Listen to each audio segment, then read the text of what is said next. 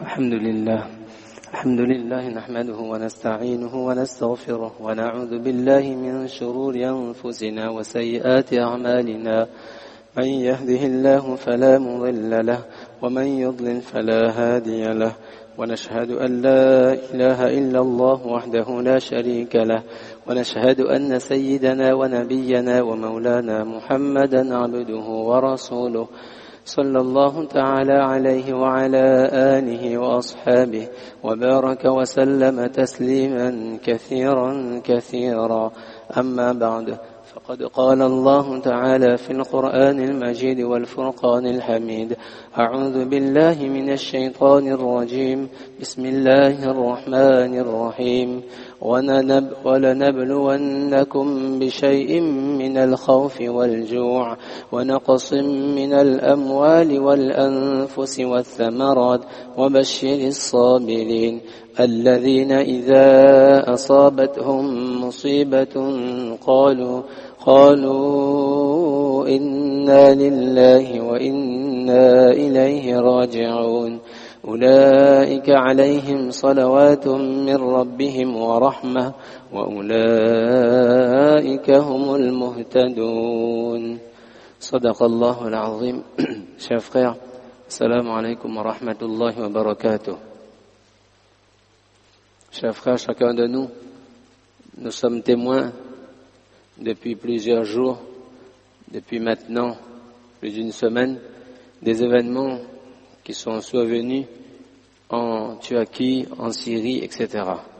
Aujourd'hui encore, Inch'Allah, nous allons revenir là-dessus et rappeler quelques points essentiels. Les points essentiels, ils sont nécessaires pour clarifier certaines choses pour les croyants et les croyantes, les musulmans et les musulmanes que nous sommes.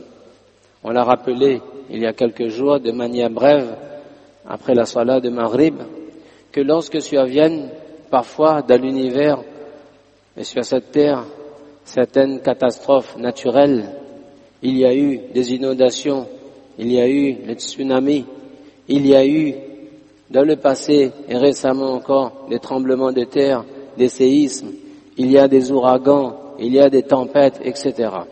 Ce sont des événements qui se passent dans l'univers et l'être humain, il est évidemment victime de ces différents événements, de ces différents phénomènes qui se produisent dans la nature. L'être humain, eh bien, il fait face à cela et c'est important pour les croyants que nous sommes de considérer notre rapport à ces différents phénomènes naturels, à ces différents, parfois, cyclones et autres, ouragans, etc., dévastateurs. Et on le dit, c'est important parce que même les croyants, ils sont parfois amenés à se poser des questions, et parfois des questions, comme on l'avait rappelé, des questions qui peuvent mettre son iman et sa foi en danger. En tant que croyants, nous avons une conviction, c'est celle qu'Allah subhanahu wa ta'ala, il est le maître de l'univers. Allah subhanahu wa ta'ala, il est le créateur de cet univers et Allah subhanahu wa ta'ala, il est celui qui administre et celui qui dirige cet univers. Yudabbirul amra. Allah subhanahu wa ta'ala, c'est celui qui détient dans son contrôle chaque chose de cet univers. Et le contrôle d'Allah subhanahu wa ta'ala sur chacun des éléments de cet univers, il est un contrôle complet, parfait. Au point que le Coran nous dit dans ces versets que l'on entend maintes et maintes fois, وَمَا تَسْقُطُ مِنْ وَرَقَةٍ إِلَّا يَعْلَمُهَا, qu'une feuille ne tombe pas sur cette terre, la feuille d'un arbre ne tombe pas sans que cela ne soit dans la science d'Allah subhanahu wa ta'ala. Et sans que cela ne soit également dans le contrôle absolu d'Allah subhanahu wa ta'ala. On est donc convaincu que rien n'échappe au contrôle d'Allah subhanahu wa ta'ala. L'être humain, dans ses limites, eh bien, il peut perdre le contrôle de quelque chose. Il conduit sa voiture et il peut perdre le contrôle de sa voiture. Il conduit une moto et il peut perdre le contrôle de sa moto. Et ainsi de suite. L'être humain, il est avec des capacités limitées. Mais Allah subhanahu wa ta'ala, il a ses capacités qui sont illimitées.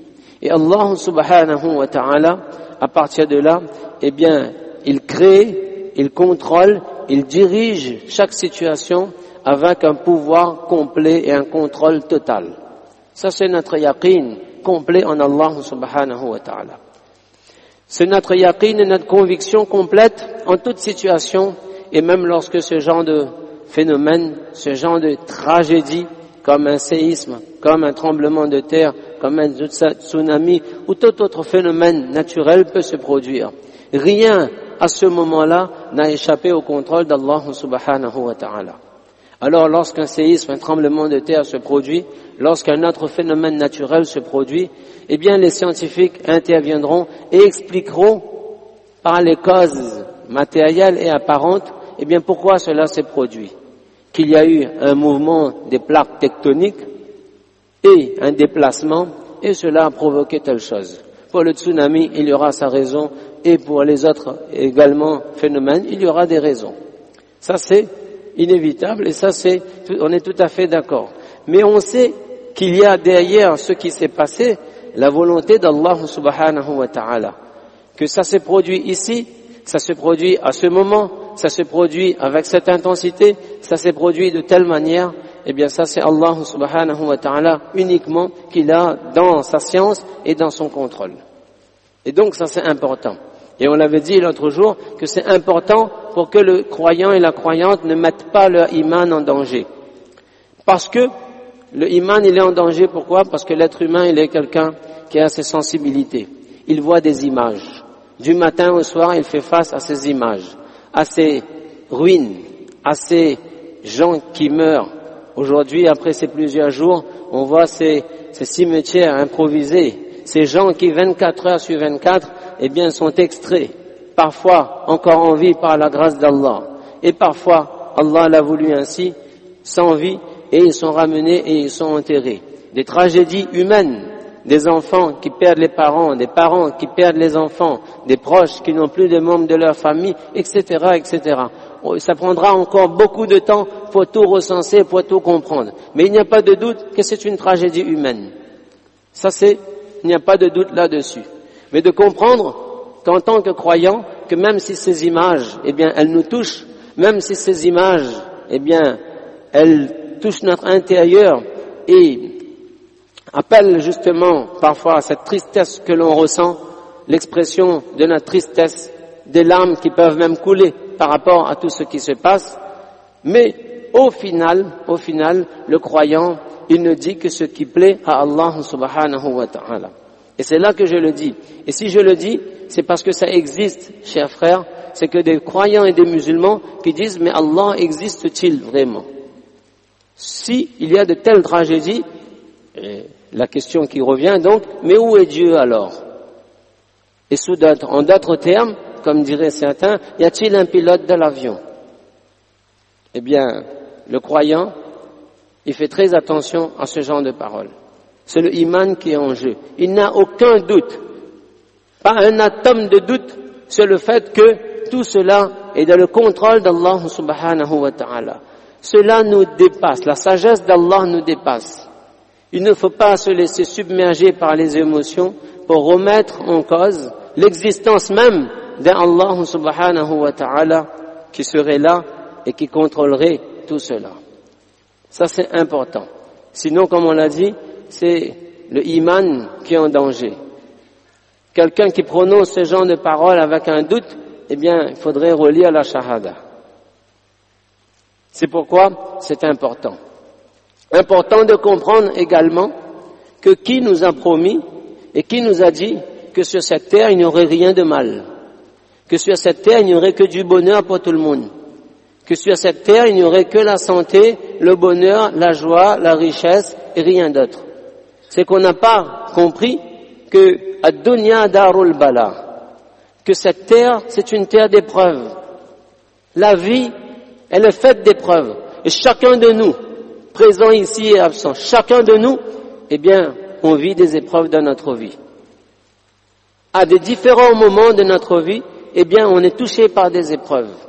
Ça touche notre personne, notre santé, ça peut toucher nos biens, ça peut toucher nos proches, ça peut toucher nos enfants, ça peut toucher d'une manière ou d'une autre, mais en tout cas on est touché. Parce que l'épreuve fait partie de la vie du croyant. Et celui qui accepte, et celui qui a compris que l'épreuve fait partie de sa vie, alors Inch'Allah il gardera sa foi complète en Allah et il fera face à ces épreuves avec la patience et la dignité voulue. Allah dit que nous allons vous éprouver par de la peur, par la famine, par la diminution de vos richesses, par la diminution de vos personnes, par la mort. Chaque jour sur cette terre, il y a des drames qui se jouent. Chaque jour, il y a des tragédies sur cette terre. Et cela fait partie, tout simplement, bien de la nature de cette terre qui est une darul bala, qui est une terre où il y aura des épreuves. Donc l'épreuve, elle est là, elle fait partie de notre vie. On a tout simplement le choix, de, Inch'Allah, avec notre foi, d'assumer. On ne cherche pas les épreuves, on ne demande pas les épreuves. Personne ne demande l'épreuve. Il faut demander à Allah al-afiyah. Allah, préserve-moi dans ma personne, dans mes biens, dans mes proches, dans tout. Mais lorsqu'elle survient quand même cette épreuve, eh bien, inna lillahi wa inna ilayhi raji'un. Nous appartenons à Allah et vers Allah nous retournerons. C'est une épreuve, mon dîn me demande d'accepter l'épreuve. Mon dîn me demande la patience. Un frère qui est gravement malade et qui me disait, de toute façon, eh bien on ne peut que s'en remettre à Allah. Ça, c'est ce qu'on a à faire. On accepte et on s'en remet à Allah. Et je ne dis rien à l'encontre d'Allah. Je ne dis pas pourquoi moi et pourquoi tu me fais ceci. Et Allah, il nous préserve de dire qu'Allah est injuste. Na'oudhu billah,